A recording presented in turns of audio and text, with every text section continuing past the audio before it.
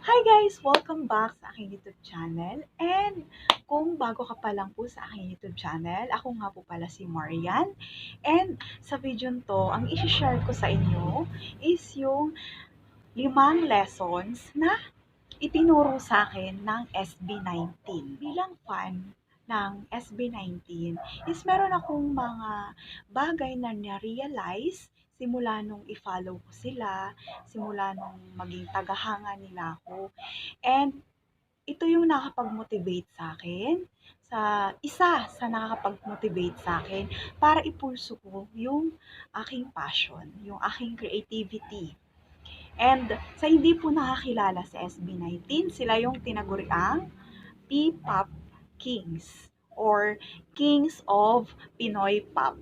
So, artist po sila, singers, songwriters, dancer, and lahat na ng talent is meron sila. So, sila ay composed of 5 members, Pablo, Josh, Stel, Ken, and Justin. Naging fan nila ako nung last year lang. June or July ata yun, nung napanood ko sa YouTube yung music video nila na Gento. And nung napanood ko yun, napasabi na lang ako na, wow, ang galing naman. Ang galing naman ng mga to. So, simula noon, as in, magdamag ako, halos hapon magdamag ko silang pinapanood. Yung mga interviews nila, yung mga music videos nila, yung mga lahat about sa kanila. Na-curious ako, kinilala ko kung sino-sino sila, and yung background, kung saan sila nanggaling, paano sila nagsimula. So, yun, lumalim lalo yung paghanga ko sa grupong to nung makilala ko yung um, kung paano sila nagsimula. Yung personal na buhay nila. So, yun, gusto kong i-share to para naman, alam mo yun, na maibahagi ko rin sa inyo kung papaano ako nila na-inspire. Honestly, sasabihin ko sa inyo yung totoo. Bago ko nila naging fan is isa rin ako sa mga napakaraming Pilipino na hindi naniwala sa kanila, na nag-doubt sa kanila, na kumbaga nag-judge sa kanila. Hindi ako perfect. Nagkakamali ako. Okay po? So, hindi ako perfect. And nung time na napapanood ko na sila, before pa, sabi ko, ang nasabi ko, gaya-gaya lang naman yan sa K-pop. Kasi uso ang K-pop, di ba po ba? Sabi ko, hindi naman mga pogi. Di ba ang sama ng ugali ko? Pero, syempre, nagsisisi ako and, kumbaga, binabawi ko lahat ng yun. Natuto ako sa lesson na ibinigay nila. So, kaya ito, gagawin ko tong video to para makabawi na din sa kanila. Dahil nga, di ba, sobrang nag-ginudge ko din sila before. And, so ngayon, eto, gusto kong i-share to para um, ma-inspire din kayo. Katulad ko at katulad ng lahat ng mga 18s o yung fans nila around the world na na-inspire nila. Yung unang lesson na natutunan ko dito sa grupong to ng SB19 is yung be true to yourself. It's okay to be different. Kung ano man yung ginagawa mo ngayon, kung ano man yung trabaho mo ngayon, kung hindi ka masaya dyan sa ginagawa mo, tumigil ka. I-pursue mo, kilalanin mo yung sarili mo, kung ano ba talaga yung gusto mo, ano ba talaga yung nagpapasaya sa'yo, ano ba talaga yung gusto mong gawin sa buhay mo. Kasi yun yung dapat nating sundin. Kasi yun yung plan sa atin ni God. Yun yung makakabuti sa atin. Kasi naniniwala ako na lahat tayo, meron tayong abilidad. Lahat tayo ay binigyan ng talento ni God. Lahat tayo ay unique. Kahit pa hindi ka nakatapos ng pag-aaral, kahit pa sabihin mo mahirap ka, kaya mong maging successful katulad na nung SB19. Ang kailangan lang natin is tuklasin natin kung ano ba yung talentong ibinigay sa atin ni God. Para yun yung magagamit natin, para yun yung magiging susi para sa pangarap natin, para makamit natin yung tagumpay. Katulad nitong kwento ng leader nito na SB19 na si Pablo. Sabi niya, before daw meron siyang work, college graduate siya. And nakapasok siya sa trabaho, private company. And sabi niya, every time na pumapasok daw siya sa work, hindi daw siya masaya. Parang gusto daw niyang ibalibag yung keyboard na ginagamit niya. So, anong ginawa niya? Nag-quit siya, nag-resign siya, at pinursu niya ito, yung pangarap niya na mag-perform. Sumulat ng kanta, maging singer, maging artist. So, saan siya dinala ng pangarap niya? Sa tagumpay. Diba? Kasi pag yung ginagawa natin is yun yung pinapangarap natin, yun talaga yung gusto natin, doon tayo masaya. Makakamit natin lahat. Makukuha natin lahat ng bagay kahit pa sabihin nilang imposible. So, yun yung ginawa ng SB19. Lahat ng member ng SB19, yun, kung ano yung talento nila, yun yung ginamit nila. Nagkita-kita sila and nabuo sila at pinagsama-sama nila yung lahat ng talento nila. So, yun yung mahalaga. Okay? Magpakatotoo tayo. Kumbaga, huwag lang tayong um, susunod sa agos na tipong porket halimbawa, in demand ngayon yung mga abroad. Gusto ko na mag-abroad kasi baka yumaman ako. Hindi lahat ng nangyayari sa kanila kung bakit sila successful is yun din yung mangyayari sa atin. So iba yung path nila, maybe yun yung way nila para makamit nila yung pangarap nila. Pero sa atin, tuklasin din natin kung ano rin yung um, abilidad natin, kung ano yung saan tayo masaya. Yun yung kailangan nating gamitin. Okay po. And dito na tayo sa pang number 2. Yun nga yung pag nakilala na natin yung sarili natin, nagpakatotoo na tayo, anong gagawin natin? Follow your dreams. So, ito, susundan na natin kung ano yung minimithi natin. Kumbaga, alam na natin kilala na natin yung sarili natin na ito ako, ito yung gusto kong gawin, ito yung pinapangarap ko, ito yung nagpapasaya sa akin. So halimbawa ikaw, simula nung bata ka pa lang, gustong-gusto mo na yung nagluluto ka. Sobrang nai-enjoy mo yung pagluluto. Kahit na lagi ikaw ang inuutusan sa bahay na magluto ka, mamalengke ka, okay lang sa'yo. So i-pursue mo yan. Kasi baka ikaw ang magiging pinakamagaling na chef. Diba? Isang high-class restaurant or sa ibang bansa. Diba? So, once na alam na natin kung ano yung talento natin, kung ano yung abilidad natin na simula nung bata pa lang tayo, ito na yung pinapangarap natin, ito na yung nagpapasaya sa atin, ito na yung parang laging nag-enjoy tayo pag ginagawa natin yan. So, abutin na natin yung kung ano man yung gusto nating makamit sa buhay sa pamamagitan nitong mga abilidad na to na nakikitaan natin sa sarili natin.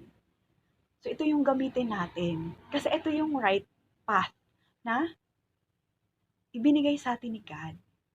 Kasi ito yung talentong meron tayo. And mahalaga rin na kahit wala pa tayong kinikita, kahit na wala pa tayong supporters, di ba, kung gusto mo ring maging social media star, di ba? Kung ano man yung gusto mong gawin, kahit wala pang nakaka-appreciate sa'yo, walang sumusuporta sa'yo, gagawin mo at ibibigay mo lahat ng best mo. So, ganyan ang ginawa ng SB19. Nung nagsisimula pa lang sila, pag nagpe-perform sila sa mga malls, walang nanonood sa kanila. Walang nakaka-appreciate sa kanila. Wala pa silang supporters. Less than 10 people pa yung nanonood sa kanila. So, pero, hindi yun naging hadlang para huminto sila. Diba? Kahit wala pa silang kinikita, ilang taon silang walang kinikita, nagtitrain lang sila, panay lang ang perform nila. Pero, hindi sila tumitigil kasi yun yung gusto nilang gawin eh. Yun yung nagpapasaya sa kanila. And may gusto silang maabot na pangarap. And alamin natin kung ano yung purpose natin. Ano ba yung gusto natin? Bakit ba ito yung gusto nating maakamit yung pangarap na yun? Para lang ba yun sa sarili natin? Kasi hindi dapat. Kailangan meron tayong purpose. Yun yung hindi lang para sa sarili natin, kundi para na rin sa pamilya natin, sa mga mahal natin sa buhay, at pati na rin sa ibang tao, sa komunidad, di ba? Sa bansa natin, hanggat maaari. Di ba? Kung gusto nating makatulong, hindi lang sarili natin yung kailangan nating isipin, kundi pati yung pamilya natin, mga mahal natin sa buhay, ibang tao. Diba? So, yun yung isa rin sa nagustuhan ko sa SB19. Kasi sa mga interviews nila, yun, parang ang gusto nila makatulong daw um, sa bansa natin, ipakilala yung musika ng Pilipino all around the world, at makatulong sa Pilipinas, sa ekonomiya, di ba? Makilala na yung Pilipinas, may maraming talento, maraming magagaling na artist. So, di ba napakaganda no, na hindi lang pang sarili nila yung iniisip nila, kundi pati na rin sa ibang tao at iba sa komunidad. So, yun yung isa sa napakagandang lesson na makukuha natin sa SB19. Pangatlo is always choose to be kind. So, napulot ko to kay Pablo, dun sa leader. Diba? Pero although alam ko naman na kailangan talaga nating maging mabait, 'di ba? Lagi ko 'yan naririnig kahit sa parents ko. Nakikitaan ko sila na kailangan maging mabuting tao tayo, 'di po ba? Pero 'di ba, sa mundo ngayon ginagalawan natin, lalong-lalo na usong-uso 'tong social media.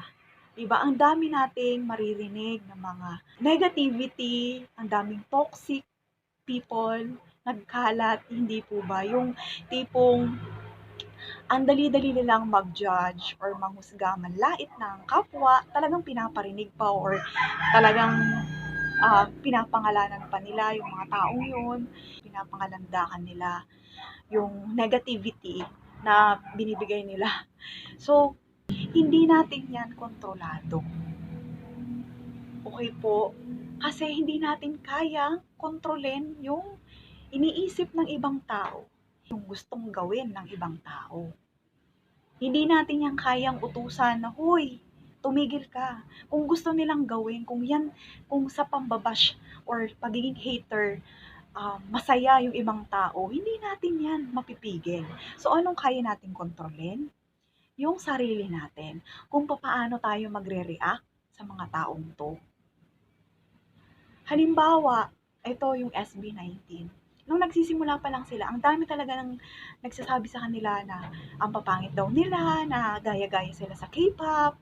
And narinig ko nga, ay yung napanood ko nga sa Tony Talks na interview nila, yung may talagang mismo narinig nila na sinabi sa kanila nung isa nung mama na sinto-sinto daw sila, ganon. Tumatawa lang sila, hindi sila na-hurt. Kumbaga, hindi sila nagpa-apekto. 'Di ba? Kasi hindi natin kayang kontrolin yung nasa isip at ginagawa ng mga tao. Pero kaya nating kontrolin kung paano natin 'yon tatanggapin or paano tayo magre-react do'n. Papatulan ba natin sila? Mga away ba tayo? Magiging toxic din ba tayo? Magiging negative din ba tayo? Hindi. So, hindi natin kailangang patulan lahat ng mga halimbawa nang-aaway sa'tin, kahit dito hindi sa social media, sa personal. Yung mga nang-aaway sa'tin, yung mga mean girls, mean boys, mean girls, hindi natin sila kailangang patulan. So, anong kailangan nating gawin? Saan tayo mag-focus? Sa mga taong nakaka-appreciate sa'tin, sa mga totoong taong naniniwala sa'tin. Do'n tayo humugot ng lakas ng loob. Sa pamilya natin, sa totoong naniniwala at nagmamahal sa atin. Doon tayo kumuha ng inspirasyon, lakas ng loob para magpatuloy kung ano man yung gusto nating ma-achieve sa buhay, kung ano man yung pinapangarap natin. Diba? So, doon tayo kumuha ng inspirasyon. Hindi natin kailangan sayangin yung oras natin sa mga toxic na tao, sa mga negatibong tao. Diba? Tayo lang din ang mahihirapan. So, isa yan sa napakagandang um, napulot ko din dito sa SB19 na never silang pumatol sa mga bashers nila, sa mga nanlalait sa kanila. Kasi yun nga, sabi nga, always choose to be kind. Diba? So, yun. And yung pang-apat is never give up. Yes, dahil hindi po madali ang maging successful. Yes, maybe, yung mga nananalo sa loto, instant millionaire, mayaman agad. Pero bihira lang yan mangyari. 'Di ba? Hindi natin kailangang gugulin yung oras natin para sumugal sa loto, 'di ba? Paano kung taya ka ng taya sa loto, tumanda ka na, yun lang yung inaasahan mo? Walang nangyari, 'di ba? Kasi yun lang yung inaasahan mo. Bibihira lang yun. Pero ito, kapag ikaw mismo, tayo mismo yung gumawa ng paraan para maging successful, tayo mismo yung kumilos, 'di ba? Hindi man madali yung tatahakin natin, yung aakyatin natin. Pero pag hindi tayo sumuko, mararating natin yung tuktok. 'Di ba? Parang aakyat tayo ng bundok. Paano natin maaakyat yung pinakatuktok ng bundok kung hihinto tayo, 'di ba? Kung aatras tayo, syempre patuloy, 'di ba? Ano man yung obstacle, ano man, marami mga bato diyan, 'di ba?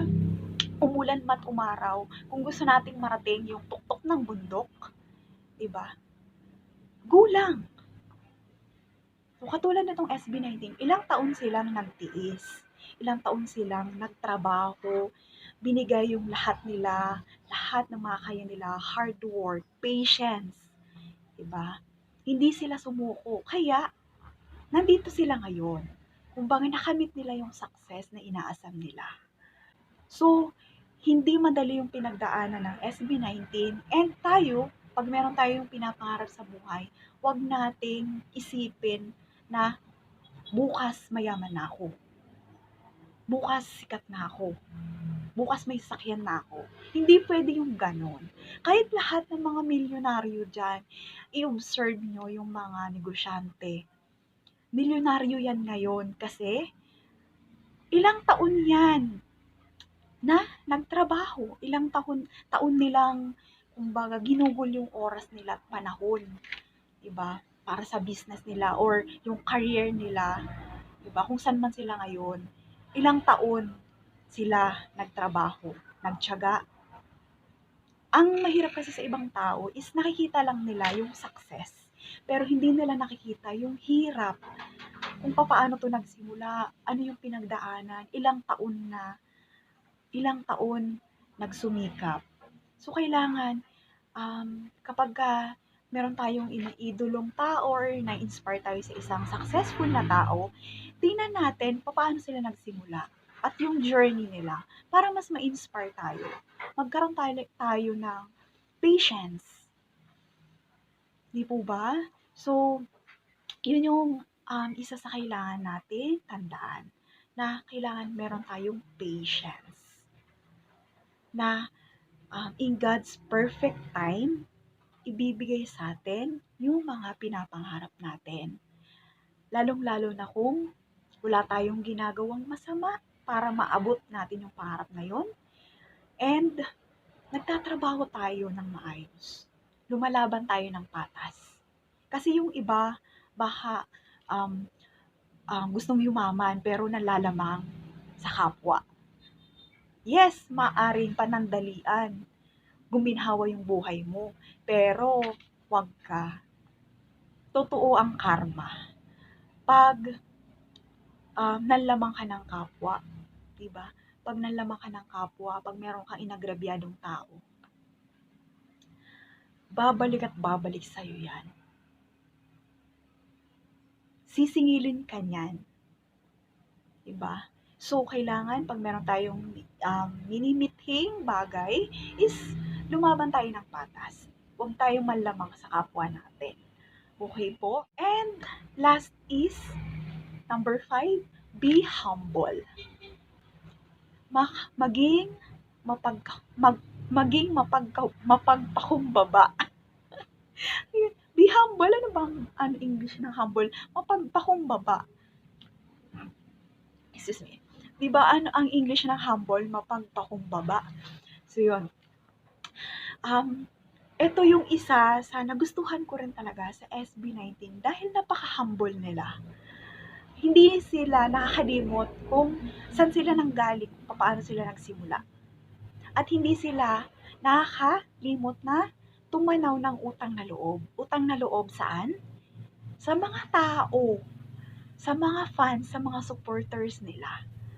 Dahil kung walang mga sumusuporta sa kanila, hindi nila makakamit yung pangarap nila. So katulad din kapag tayo, nakamit na natin yung pinapangarap natin, ikaw naging successful ka na, huwag mong isipin na ikaw na yung mataas, ikaw na yung the best. Hindi mo na nilingon yung pinanggalingan mo. Dahil hindi ka makakarating dyan or hindi ka magiging successful kung hindi dahil sa tulong ng ibang tao. Tandaan natin, walang nagiging successful na mag-isa. Lahat yan dahil sa tinulungan sila ng ibang tao. Kahit yung mga negosyante, yung mga businessman, 'di ba? Magiging um, mayaman ba sila kung walang tumatangkilik or bumibili sa mga produkto nila? 'Di ba hindi? Kung walang buyer, wala sila, 'di ba? Malulugi sila. Katulad din ng mga sikat na mga artista or mga influencer. Kung walang sumusuporta sa kanila, kung walang mga fans, sisikat ba sila? 'Di ba hindi? So lahat ng mga successful na tao, mga politician, 'di ba? Kung walang bumoto sa kanila, hindi sila mahahalal. Hindi po ba? So lahat ng successful na tao, naging successful yan dahil sa tulong ng ibang tao. So kailangan maging mapagpakumbaba tayo. 'Di ba? Lumingin tayo sa pinanggalingan natin. Pasalamatan natin yung mga taong tumulong sa atin nung nandun pa lang tayo sa baba. Yung mga taong sumuporta pa lang sa atin nung nag-uumpisa pa lang tayo. Huwag natin silang kakalimutan. And of course, huwag natin kakalimutan magpakumbaba or maging grateful kay Lord. Maging thankful. Diba? Dahil lahat ng biyayang binigay sa atin is galing yan kay Lord. Pahiram lang yan sa atin. Habang nandito tayo sa ibabaw ng lupa. Bakit? Power comes great responsibility. Kung ikaw ang pinakamayaman dito sa mundo, ibig sabihin, sobrang laki ng responsibilidad mo. Bakit? Kasi binigyan ka ni Lord ng kayamanan ng biyaya na sobra-sobra umaapaw para i-share mo yan sa ibang tao. I-share mo yan sa pamilya mo. I-share mo yan sa community, sa buong mundo. Diba? Kung gaano ka kayaman, kung gaano ka binigyan ni Lord ng biyaya, ng talento, kailangan mo yan gamitin para makapag-inspire at makatulong sa pamilya natin, sa ibang tao. Hindi natin yan kailangang sarilinin. Diba? Sabi nga sa isang kanta, walang sino man ang nabubuhay para sa sarili lamang. 'Di ba? Walang nabubuhay para sa sarili lamang. So, maging humble tayo, 'di ba? Maging grateful sa lahat ng bagay, maliit man or kumbaga, meron nga akong kasabihan na basa na ang tao daw ay hindi binabago ng pera. Kasi yung iba sinasabi, "Uy, nagkapera lang yan, yumabang na. Nagkapera lang, nagkakotse na, yumabang na." Hindi. Kahit na hindi pa yan mapera, hindi pa mayaman, wala pang sasakyan, mayabang na yan. Kumbaga, um, ini-expose lang ng pera yung totoong pagkatao ng isang tao. Kasi merong mga tao na hindi naman mayaman pero mapagbigay. May nakitang pulubi, magbibigay kahit 20, 10. Ibig sabihin, kahit na mahirap sila, mapagbigay sila. 'Di ba? So, pag yumaman yun, lalong magbibigay yun. Kasi nung mahirap nga siya, nagbigay siya. 'Di ba? Lalo na nung yung pag yumaman yun, syempre magbibigay pa yun lalo. So, yung pera, hindi niyan binabago yung tao. 'Di ba? Ini-expose niya lang yung tao kung ano yung totoong kulay ng tao. So, kailangan, pagka nakarating tayo sa tuktok, katulad nitong SB19, kailangan wag magbago. Kumbaga, stay grounded. 'Di ba? Sabi nga is, panatilihing iapak ang mga paa sa lupa. Yun. Kasi, maaaring bawiin yan ni Lord sa'yo. Anytime. Kasi siya ang may bigay niyan eh. Di po ba? So, habang nandyan sa'yo yung biyaya, is, pahalagahan mo. Diba? I-share mo sa iba. So, kasi yun yung purpose na kung bakit binibigyan tayo ng blessings ni Lord. So, napakaganda talaga pagka meron tayong mga nakikitang mga tao na doon tayo nagpo-focus sa mga taong nakakapagbigay sa atin ng mga magagandang halimbawa. Hindi yung ang mga pinapanood natin or mga ini-idolize natin is wala naman tayong mapupulot ng mga 'di ba, mga mabubuting bagay or mga wisdom sa buhay na magamit natin sa ating pang-araw-araw na buhay or para makamit din natin yung pinapangarap natin. So ito, I hope nagustuhan nyo yung mga shinare ko sa inyo. And kindly subscribe to my YouTube channel and like this video. So yun, maraming salamat sa panonood. Kung hanggang ngayon nanonood ka pa rin, sobrang thank you so much. Maraming salamat and see you again sa aking next upload. Bye!